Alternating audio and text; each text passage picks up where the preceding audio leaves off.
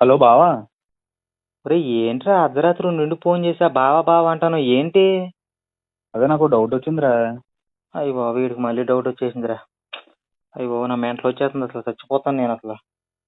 చెప్పి తెచ్చుకో. నా బతుకు ఏంట్రా అది, ఏంటో చెప్పు.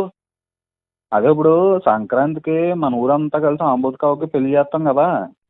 చేస్తారు, అది ఆచారం అది.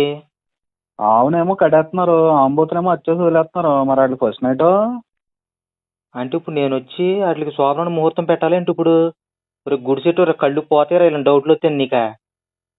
అలా కాదు బావా, మనుషులకేనా పెళ్ళిళ్ళు ఫస్ట్ నైట్లోనే? పాప ఆంబోతుకి ఫీలింగ్స్ ఉండవా? తన భార్యతో ఫస్ట్ నైట్ చేసి మొదటి రాత్రి చేసుకోవాలని చెప్పాలని.